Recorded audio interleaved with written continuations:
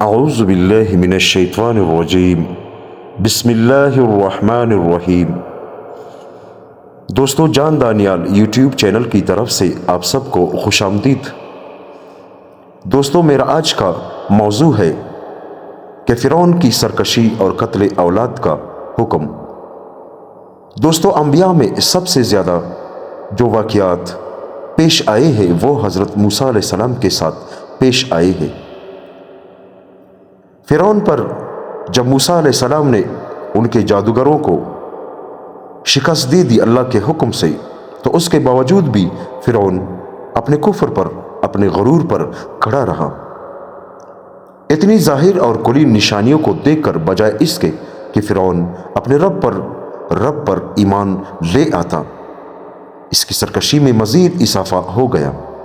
اس نے سوچا کہ پہلے تو معاملہ صرف حضرت موسیٰ علیہ السلام تک تھا، اب عام الناس بھی اس کے ساتھ ہو گئے ہیں، اور جو کھیل میں نے موسیٰ کو ہرانے کے لیے کھیلا تھا اس میں خود ہار گیا، اور میرے لائے ہوئے جادوگر موسیٰ کے خدا کے سامنے سر بسجود ہو گئے، اور میری ہر ایک اذیت کو انہوں نے دل و جان سے برداشت کیا، جان دے دی لیکن اپنے ایمان کو نہ چھوڑا۔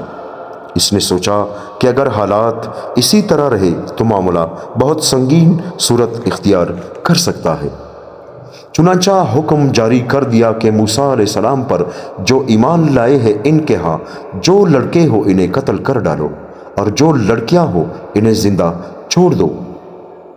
جیسے اللہ تعالیٰ قرآن مجید میں فرماتے ہیں، جب موسیٰ ان کے پاس ہماری طرف سے امر حق لے کر پہنچا تو ان لوگوں نے کہا کہ جو لوگ موسیٰ کے ساتھ ایمان لے آئے ہیں ان کے بیٹوں کو قتل کر ڈالو اور ان کی لڑکیوں کو زندہ رہنے دو۔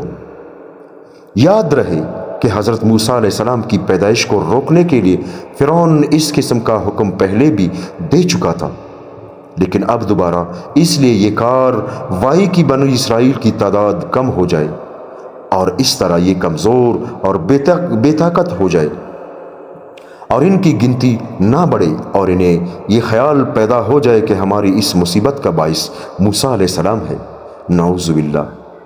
چنانچہ بنی اسرائیل نے حضرت موسیٰ علیہ السلام سے کہا کہ آپ کے آنے سے پہلے بھی ہمیں ایذا دی گئی اور آپ کے تشریف لانے کے بعد بھی ظلم ہم پر اور بھی ڈھائے گئے۔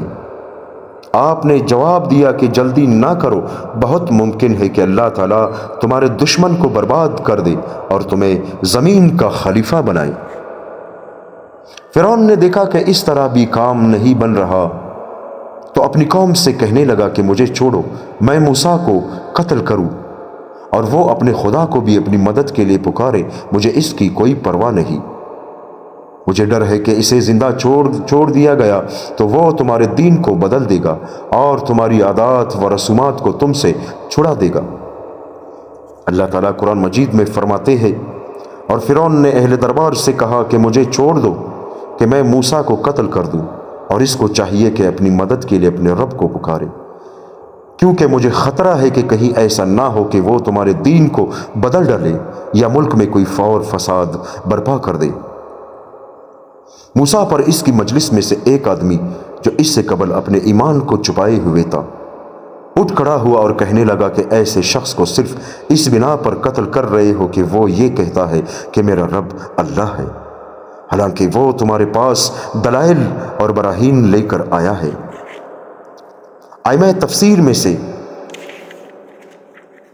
مقاتل اور صدی اور حضرت حسن نے فرمایا ہے کہ یہ فرعون کا چچزاد بھائی تھا اور اس کا نام شمعان یا حزقیل تھا، اور یہ وہی شخص تھا جس نے قبطی کے واقعی قتل میں شہید شہر کے کنارے سے دوڑتا ہوا آیا اور موسیٰ علیہ السلام کو مدین چلے جانے کا مشورہ دیا۔ ایک حدیث میں حضور صلی اللہ علیہ وآلہ وسلم نے فرمایا کہ صدیقین چند ہے، ایک حبیب نجار جس کا واقعہ سورہ یاسین میں ہے، 2 مومن آل فرعون، نمبر 3 حضرت ابو بکر صدیق، اور آپ ان سب سے افضل ہے۔ حضرت ابن عباس رضی اللہ تعالیٰ عنہ سے روایت ہے کہ آل فرعون میں ایک شخص ایماندار تھا، اور دوسری طرف فرعون کی بیوی، اور تیسرے وہ شخص جس نے موسیٰ علیہ السلام کو خبر دی تھی کہ سرداروں کا مشورہ تمہیں قتل کرنے کے بارے میں ہو رہا ہے۔ یہ اپنے ایمان کو چھپائے ہوئے تھے، لیکن قتل موسیٰ کی خبر سن کر ان سے ضبط نہ ہو سکا اور کہنے لگے کہ ایک شخص کو تو اس لیے مار رہے ہو کہ وہ یہ کہتا ہے کہ میرا رب اللہ ہے۔ اگر وہ جھوٹا ہے تو جھوٹ تھوڑے عرصے کا بنا ہوا ہے، اگر وہ سچا ہے تو اس کے بتائے ہوئے طریقے پر چلو، ورنہ خدا کا عذاب تمہیں آ کر تباہ کر دے گا۔ خدا کا خوف کھاؤ، قیامت کے ہولناک منظر سے ڈرو۔ جب حضرت یوسف علیہ السلام تشریف لائے تھے تو تم ان پر بھی شک کیا کرتے تھے۔ جب وہ دنیا سے رخصت ہوئے تو تم نے کہا کہ اب خدا کسی اور کو رسول بنا کر نہیں بھیجے گا۔ لوگوں کو آخرت کے عذاب سے بھی ڈرایا اور اشارتاً اپنے ایمان کا اظہار بھی کر دیا، اور جب یہ دیکھا کہ قوم میری بات نہیں مانتی تو فرمایا فَسَتَذْكُرُونَ مَا أَقُولُ لَكُمْ وَأُفَوِّضُ أَمْرِي إِلَى اللَّهِ إِنَّ اللَّهَ بَصِيرٌ بِالْعِبَادِ۔ میں جو تم سے کہہ رہا ہوں میری اس بات کو یاد کرو گے، اور میں اپنا معاملہ خدا کے سپرد کرتا ہوں، بے شک اللہ تعالیٰ سب بندوں کا نگران ہے۔ جب اس طرح طویل مکالمہ اور نصیحت سے مومن آل فرعون کا ایمان لوگوں پر ظاہر ہو گیا تو اس کو فکر ہوئی کہ اب یہ لوگ اس کے پے در پے ہو جائیں گے، اس لیے فرمایا کہ میں اپنا معاملہ اللہ کے سپرد کرتا ہوں، وہی بندوں کا محافظ ہے۔ امام تفسیر حضرت مقاتل نے فرمایا کہ ان کے گمان کے مطابق قوم فرعون ان کے درپے ہوئی تو یہ پہاڑ کی طرف نکل گئے اور ان کی گرفت میں نہ آ سکے، جیسا کہ ارشاد باری تعالیٰ ہے، پس اللہ نے اس کو ان کی شرارت آمیز چالوں سے محفوظ رکھا اور فرعون والوں کو بدترین عذاب نے آ گھیرا۔ اللہ تعالیٰ نے ان کو ہر طرح سے نجات دی، فرعونیوں کے قبضے میں بھی نہ آ سکے۔ فرعون کی بیوی جن کا نام آسیہ بنت مزاحم تھا، فرعون اور موسیٰ علیہ السلام کی بابت یہ معلوم کرتی تھی کہ کون غالب ہوا، اور ہر وقت یہی سنتی کہ موسیٰ علیہ السلام غالب رہے، بس یہی ان کے ایمان کا باعث بنا۔ ابو العالیہ یوں بیان فرماتے ہیں کہ فرعون کے داروغہ کی عورت کا ایمان ان کے ایمان کا باعث بنا۔ وہ ایک دن فرعون کی لڑکی کا سر کوند رہی تھی کہ کنگھی ٹوٹ کر گر گئی تو اس کے منہ سے نکل گیا کہ کفار برباد ہو۔ اس پر فرعون کی لڑکی نے کہا کہ تو میرے باپ کے سوا کسی اور کو رب مانتی ہو؟ اس نے کہا کہ میرا، تیرا اور سب کا رب اللہ ہے۔ اس نے غصے میں آ کر اس کو مارا پیٹا اور جا کر اپنے باپ کو بتا دیا۔ تو فرعون نے بلا کر پوچھا کہ تیرے میرے سوا کوئی اور رب ہے؟ اس نے جواب دیا کہ ہاں، میرا رب اللہ ہے۔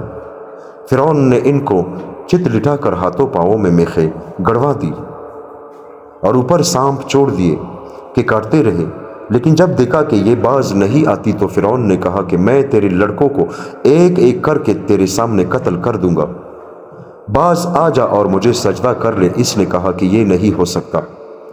اس ظالم نے اس کے ایک لڑکے کو منگوایا اور مار ڈالا۔ انہوں نے اپنے پیارے بچے کو بچشم خود دیکھا اور صبر کیا۔ اس بچے کی روح نکلی تو اس نے کہا کہ اے ماں خوش ہو جا، اللہ نے تیرے لیے بڑے بڑے ثواب تیار کر رکھے ہیں۔ پھر دوسرے بچے کو بھی اس طرح قتل کر دیا۔ اس کی روح بھی ماں کو خوشخبری دی۔ فرعون کی اہلیہ نے ان دونوں بچوں کی خوشخبری سنی تو ایمان لے آئی۔ ادھر اس مظلوم عورت کی روح اللہ نے قبض کر لی اور اس کی منزل اور سرکیہ جو خط کے ہاں تھا وہ حجاب ہٹا کر فرعون کی بیوی کو بھی دکھا دیا، تو یہ اپنے ایمان اور یقین میں بہت بڑھ گئی، یہاں تک کہ فرعون کو بھی اس کا پتہ چل گیا۔ تو اس نے ایک دن اپنے دربار میں درباریوں سے کہا کہ کیا تم سب کو خبر ہے کہ میری بیوی مسلمان ہوئی ہے؟ تم اسے کیا جانتے ہو؟ سب نے بڑی تعریف کی اور بھلائیاں بیان کی۔ فرعون نے کہا کہ تمہیں نہیں معلوم یہ میرے سوا دوسرے رب کو مانتی ہے۔ پھر مشورہ ہوا کہ انہیں قتل کر دیا جائے، اور اس کو اللہ تعالیٰ نے قرآن مجید میں اس طرح بیان کیا ہے، اور اللہ تعالیٰ مسلمانوں کے لیے فرعون کی بیوی کی حال بیان کرتا ہے۔ جب اس نے اللہ کی تعریف بیان کی اور اللہ سے اپنے لیے جنت مانگا تو اللہ تعالیٰ نے اس کی حفاظت کی۔ فرعون غصے کے وقت لوگوں کے ہاتھ پاؤں میں میخیں گڑوا کر مروا ڈالتا تھا، چورنگ کر کے اوپر سے بڑا پتھر پھینکتا تھا جس سے اس کا روح نکل جاتا تھا۔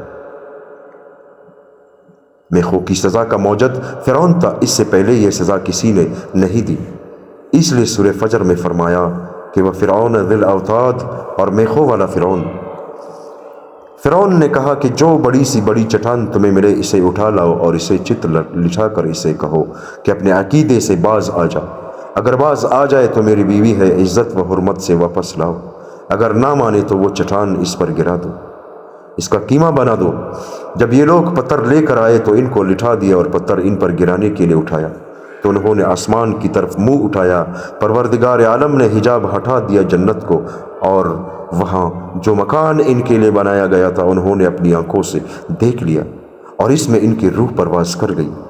جس وقت پتھر پھینکا گیا تو اس وقت ان میں روح تھی ہی نہیں۔ ایک روایت میں ہے کہ فرعون نے آخری دور میں اس نیک بیوی پر طرح طرح کے مظالم کیے۔ انہیں مظالم کی حالت جبکہ فرعون نے ان کو جو میخی کر رکھا تھا اور ان کے چاروں طرف آگ چھوڑ دی تھی تو انہوں نے مندرجہ بالا دعا کی۔ اس کے بعد حضرت آسیہ کو یا تو زندہ اٹھا لیا گیا یا ان کا وہ محل جو جنت میں ان کے لیے تیار تھا ان کو دکھایا گیا، اور ان کی جان آفرین نے لے لی، یعنی فرعون نے ان کو شہید کر دیا چونکہ ان میں ذاتی صلاحیت موجود تھی۔ اس لیے کافر کے تبلس اور اس کی صحبت کا اثر ان کی روحانیت اور رفع و درجات پر نہ ہوا۔ دوستو، اللہ تعالیٰ سے دعا ہے کہ اللہ تعالیٰ ہم سب کو اپنے نیک راستے پر لگا دے۔ دوستو، اس طرح کے واقعات میرے چینل میں موجود ہے۔ آپ کو جس نبی کا جس صحابی کا بھی کوئی واقعہ سننے کا دل کرے میرے چینل کا وزٹ کریں۔ دوستو، سننے کے لیے اور دیکھنے کے لیے آپ سب کا بہت شکریہ۔ مہربانی ہوگی آپ کی میرے چینل کو سبسکرائب کریں اور لائک کریں۔ جزاک اللہ۔